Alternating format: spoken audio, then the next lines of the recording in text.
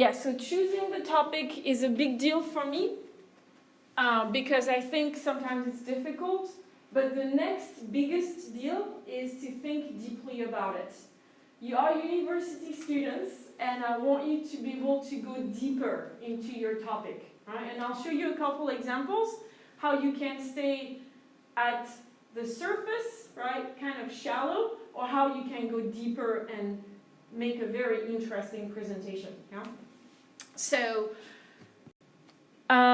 first, what I'd like you to think is the categories of topic, right, that you could present on. So I'll give you a couple examples that are not listed in the booklet, right, it's in addition, but try to see what you can think about. So I thought about actually a category of topic for world events, right, because we have the Tokyo Olympics coming next year. This year we have the World Rugby Cup, right, here in, Nagoya, well, Toyota.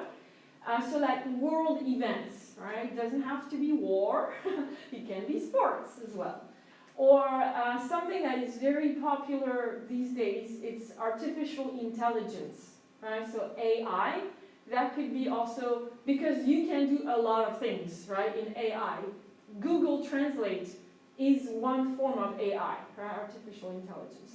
So, right, these type of categories. So your turn. Hopefully you realize, right, that what I wrote in your booklet or what I'm introducing now, it's not the only categories, right, but I have to stop somewhere, right, or else I'd be having tons of categories. So if there is something that is not there but that you want to do, just talk to me, write about it, we'll discuss it, right, no problem. So my first category is people.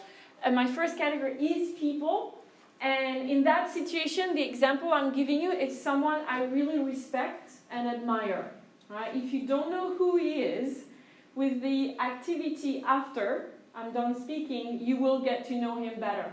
But to summarize, he is, it's a he, the spiritual leader of Tibetan. Right? Tibet now is a part of China, but it was independent for most of its history. And His Holiness the Dalai Lama is a peaceful, kind and compassionate man, and I really admire him, right? So I would want to tell you more about him, right? Why I admire him and why he is so special, not just to me, right, but to a lot of people. So yes, people you admire, or people you don't admire, but you want to understand better. And here I'm going to say something political, but for instance, I do not understand President Trump, right? But I would like to understand him, so I could do a presentation to try to understand how this man thinks, right? That could be another way of looking at it.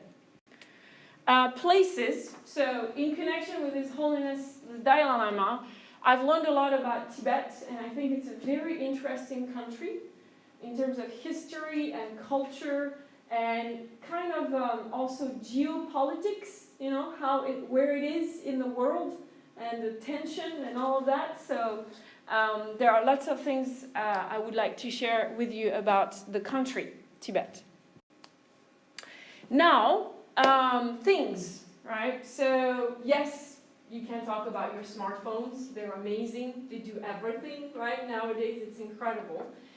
So that's why I didn't write it, because I think that's easy. And I wanted to share with you something more common, like clothes, right? Because we're all wearing clothes, thank you goodness, right? and actually, it may seem like a very shallow topic, and it can be if you only talk about fashion. It can be very boring, but in the past, I've had students do presentation on fast fashion and the impact on the environment, like people changing styles all the time, and the impact it has on the environment. Very interesting topic. And another one that was fascinating was 4 or 5 years ago. Students talked about Japanese traditional clothing, like especially yukata and the jinbei, so the more summer clothing. and how it had become popular outside of Japan in places like Los Angeles, in California, America, right? And so they had all these pictures of rappers in Jinbei walking in the streets of Los Angeles, or of women wearing yukata, kind of different, like they're shorter because it's easier to walk. So how traditional Japanese clothing was being used differently outside of Japan, and the benefits for Japan in terms of money, right? The impact. So yes, right, you can look at a topic from a very superficial, right, the top, or you can go more deeply and find some very interesting things to talk about. Events when the Fukushima, when we had the Tohoku earthquake and the nuclear power plants in Tohoku bursted, I had 2 students from this part of Japan, and they actually lost family members. And a couple years after, they were very upset because they thought the news, right, TV, newspapers, were not telling completely what it's like to live near an exploded or destroyed power plant, right, nuclear power plant. So it was a very difficult presentation for them because they lost people that were very close to them, but they really wanted to do it, and it was very powerful, as you can imagine, yeah? Or events, 2020 Tokyo Olympics, right? That's another thing. Processes, how to job hunt, right? How to do job hunting. My students in private universities are always really worried about this, right? So they always want to know how to do it. Which is quite funny because nowadays with the aging population, you don't have a lot of competition. The companies need you, right? So it's like you can kind of relax a little more about it. So process, how to do things.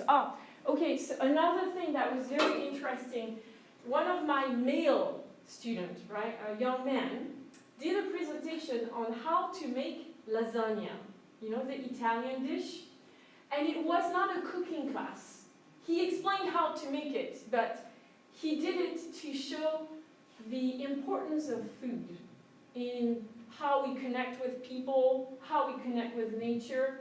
And he was always comparing with fast food, like McDonald's or Moss Burger or convenience store food, right? It's all ready, you don't have to think about it, boom, boom, boom, you eat and it's finished. So it was very interesting, right? It wasn't a cooking class, but it really helped see why food is so important, right, in life. So process. I'll take a short break and ask you to think about concept. Can you think of an example for a concept?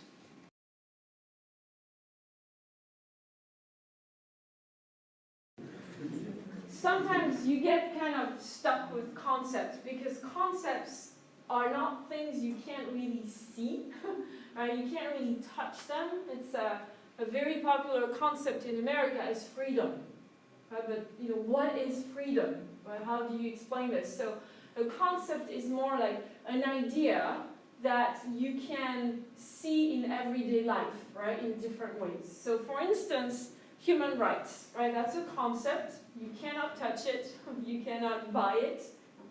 Sometimes you can, depends where you live. But it has consequences, right? So for instance, human rights, the Universal Declaration of Human Rights, says that everybody has a right to education. And in a country like Japan, it works perfect, right?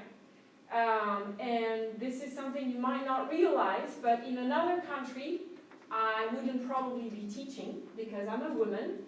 And in this class, we would have 4 students because girls are not educated, right, in a lot of poor developing countries, right? So concepts are real in the sense that they have consequences, impact on us, right, on everyday life. So that can be very interesting too if you have a concept you're keen on.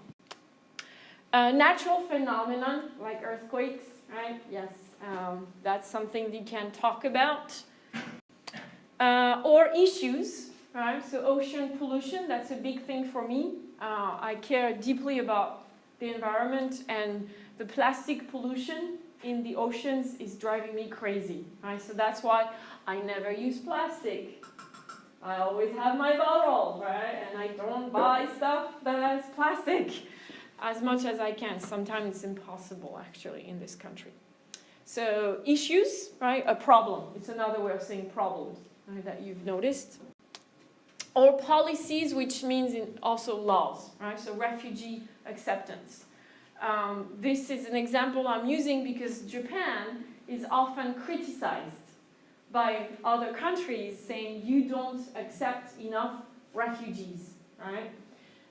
And so I have had a lot of students doing research. Why is that the case? And the answers are very interesting, actually. It's not as simple as, ooh, Japanese are racist. No, it's actually more complicated and very interesting to research. So these are topics that you can choose to, categories of topics that you can choose from, right, for your presentation. When you choose your topic, if you are overwhelmed and have too many choices or have zero choices, maybe you can think about it in another way.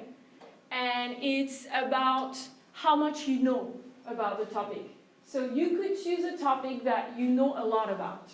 Right? So for instance, I know a lot of things about His Holiness the Dalai Lama. Right? And I can really, organize a presentation quickly and have good information. So yes, you need to provide lots of new and engaging information, because if you know a lot about your topic, maybe other students do too. Right? So if you just say the things that are common, might be a bit boring. Right? So that might be the risk. If you know a lot about it, other people do too. So maybe it's not easy to find new or engaging information. On the other hand, you can do the second option, which is you want to know more about it. Right? You don't really know much about blah, blah, blah. So you want to research it and you want to present about it. Here, the problem might be that your audience, so the students and me listening to you, might not be interested. Right? So that can be the problem. Usually it's not, but that's just, warning. Do you think this is going to be interesting for the people who listen to you? And this is one of the questions in the survey, right? So something to think about. And in any case, right, choose something you're really interested in, because for the next 10 weeks, you're going to be working on it. So if it's not super interesting for you, you're going to get bored and lose your motivation, right? So make sure that you are genuinely, right, really interested in the topic. And this is an idea that we use a lot in English. Excitement is contagious. If you are excited, people will be excited, because the way of speaking and all that will show. So excitement is contagious. And again, it's always going back to this, and that's why I have that question in the survey: how interested are the other students and myself? Right? So think about that, and maybe you can ask a few friends, right, like on Twitter. So would you be interested in, just to see, right, how people feel about this topic? Choosing the topic is the beginning, right? And you don't need to make a decision before Friday. Think about it, and you can be selfish. At this point, think only about yourself, right?